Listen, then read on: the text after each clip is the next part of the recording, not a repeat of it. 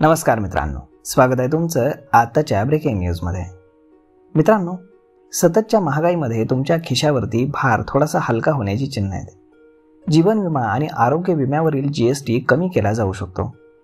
अर्थमंत्री निर्मला सीतारामन यांच्या अध्यक्षतेखाली लवकरच होणाऱ्या जीएसटी काउन्सिलच्या बैठकीमध्ये यावरती चर्चा होणार आहे। यामध्ये जीवन विमा आणि आरोग्य विमा याच्यावरती प्रीमियम जे आहेत तर ते जीएसटी दर 18% 5% कमी करण्याची शिफारस करण्यात आली आहे।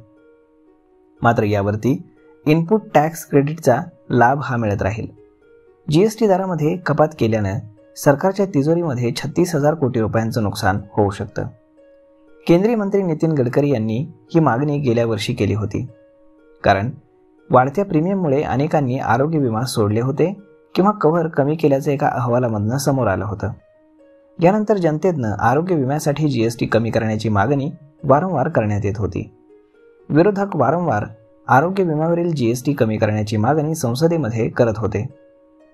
इतकंच नाही तर केंद्रीय रस्ते आणि वाहतूक मंत्री नितीन गडकरी यांनी देखील लोकांची भावना बोलून दाखवली होती। त्यामुळे सरकार आता या योजनेवरती काम करत आहे। करदाराचा आढावा घेणाऱ्या जीएसटी काउन्सिलने स्थापन केलेल्या मंत्र्यांच्या गटातील बहुतांश सदस्य जीवन विमा आणि आरोग्य विमा प्रीमियमवरील जीएसटी कमी करण्याच्या बाजूने आहेत, परंतु जीवन विमा आणि आरोग्य विम्याच्या प्रीमियमवरील जीएसटी पूर्णपणे रद्द करण्याला मात्र त्यांचाही विरोध आहे। जीएसटी पूर्णपणे रद्द केल्यानं खर्च वाढेल असा त्यांचा विश्वास आहे। विमा जीएसटी 18% 12% आणण्याच्या बाजूने अनेक जण आहेत।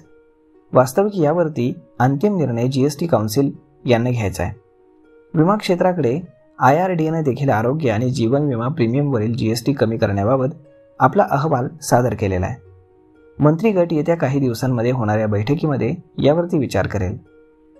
यानंतर मंत्री गट एप्रिल किंवा मे महिन्यामध्ये होणाऱ्या जीएसटी काउन्सिलच्या बैठकीमध्ये जीवन विमा आणि आरोग्य विमा प्रीमियमवरील जीएसटी दर कमी करण्यावरती विचार करेल।